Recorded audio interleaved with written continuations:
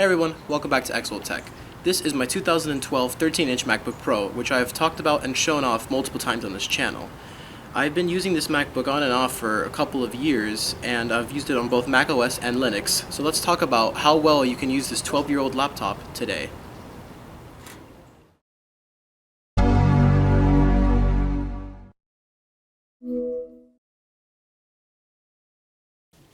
Before anything, let's talk about the specs. This laptop comes with the most common configuration of an Intel Core i5-3210M processor, which clocks in at 2.5 GHz. Some higher end models come with a Core i7 and the chip is non-upgradable. However, people like DOSDude1 have been able to resolder a new chip onto the MacBook and be able to get a quad-core i7. Anyway, this laptop has integrated graphics with Intel HD Graphics 4000 on a 1280 by 800 display. For the RAM, it could take up to 16 GB of RAM, officially 8, but you can bring it up to 16 despite the fact that Apple doesn't say you can, and it takes 2 sticks of 1600 MHz DDR3 memory. Lastly, this laptop can take 2.5-inch SSDs or HDDs. When it comes to performance, this laptop is perfectly capable to basic tasks. Web browsing, watching YouTube videos, word processing, and some other browser activities will be just fine on this laptop. When it comes to gaming, don't expect much performance though. Low demand games and browser games will often run with no issue. I was able to get Minecraft running smoothly on a lot of the lower settings with much of the game set to fast. I was able to get 60 frames per second, which is the refresh rate of this display. Getting into raw Geekbench scores, this laptop scores decently reasonable on Geekbench 6, with 578 single-core and 1179 multi-core.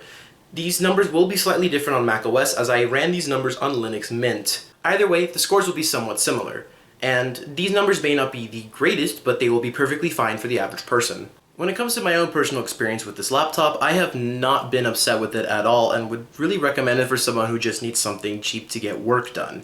I was able to run Linux Mint on it with no problem and do a lot of my productivity tasks, especially under a Windows virtual machine. I was able to edit the video with no problem under a Windows 7 virtual machine. However, the render times were extremely long, but honestly, given that it's a third generation i5 with dual cores, it's really not surprising. The laptop is a pretty comfortable size as well. Not only is the thickness not too bad, it's a very nice thickness where you still get quite a bit of port selection. The screen is a decent size and the resolution makes it look nice and cozy. Not super sharp, but still decent enough. The keyboard and trackpad do feel quite nice as well, as the keyboard has quite a decent bit of travel, even if the keyboard in my current MacBook is not OEM, as I did have to replace it with an iFixit one, and the trackpad has a physical click rather than a capacitive touch like newer MacBooks, and I actually prefer the physical click more. When it comes to battery life, it's acceptable. Of course, it's nowhere near the battery capacity of modern-day MacBooks because of the wattage of the Intel Core inside of here is 35 watts, which is quite a bit for a laptop, and even maybe for 2012, it wasn't that much. The battery is also original in my MacBook. It's from 2013 and currently still holds 90% of its original charge. It doesn't last all day, and I'd have to charge it multiple times throughout the day, but overall, it's fine if you need to get something done with quickness, but for something that you need a little bit longer capacity, I'd recommend something a bit newer with a lower TDP.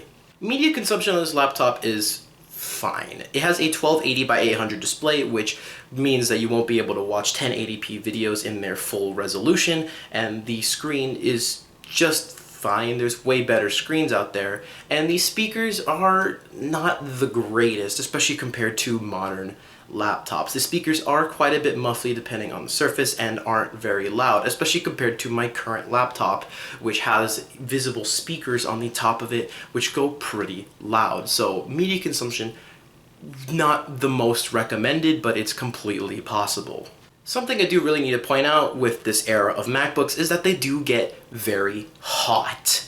If you even just idling the MacBook sits at about 40 to 50 degrees Celsius, which is pretty normal for a laptop, but once you do anything mildly taxing on the CPU, whether that's watching a YouTube video or even just playing Minecraft at the lowest settings, the fan will turn into a jet engine.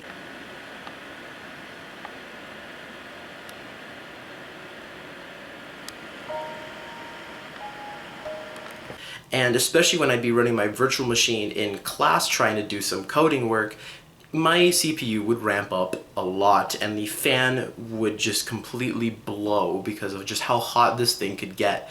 Apple isn't the greatest at engineering cooling solutions, which is why they completely ditched the fan in the MacBook Airs.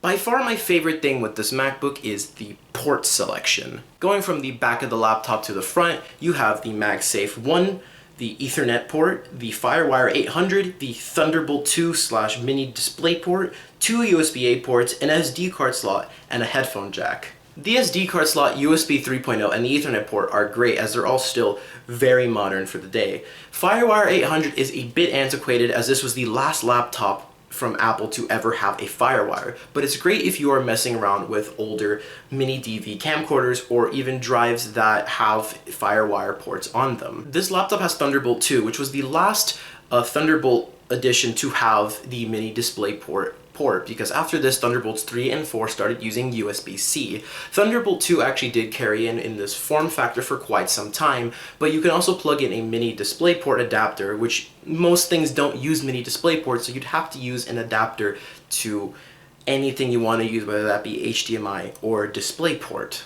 Lastly, this was the final MacBook to ever be made with a DVD drive, which is not seen on anything today, and even though most Windows-based laptops kept having DVD drives for quite a few years after this, this MacBook was sold up until 2016, which means it was probably one of the last laptops to be sold with a DVD drive, which is great if you have a collection of DVDs and CDs, but if you are the average person, I don't think it really matters. But it does add a little bit of thickness that gives it all the other ports and even its repairability. Speaking of things on the sides of the laptops, one thing I really do like about this laptop, which I almost never see on any others, is this, the battery indicator. Simply you click it and it tells you how much battery power is left in it. This is really useful for when you're charging it and you don't want to have to open up the laptop or go based on a vague indicator light that switches between off, orange, and white. So you don't even know exactly what your laptop is at and you just keep it plugged in.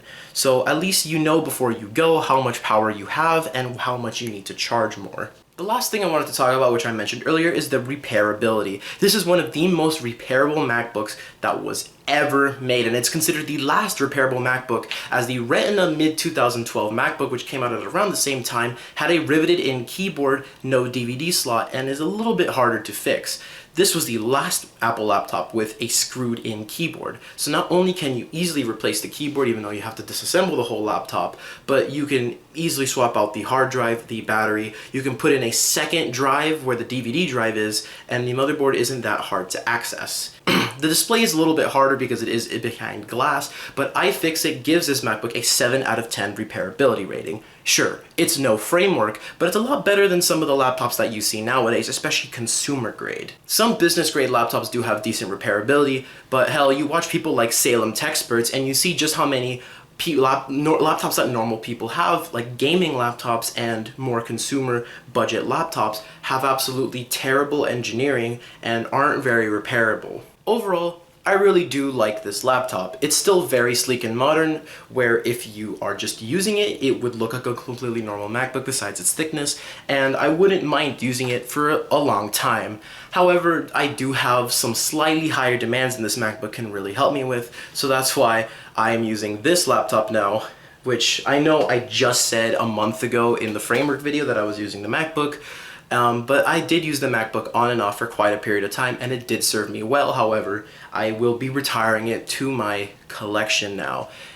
So if you want to get a MacBook for cheap that can just do the most basic tasks, actually this might not be cheap. I don't... What does eBay say? Jesus Christ, okay. Yeah, so this laptop isn't the cheapest one, and you can definitely get a laptop that's almost a decade newer and way better than it for a very similar price. But if you really, really want to stick to Apple, sure, you can go with that. But it's still a great laptop for what it is. Definitely not worth the price people are selling for it on eBay. Anyway, that's all I have for this video. I hope you enjoyed it, and I'll see you in the next video. Goodbye.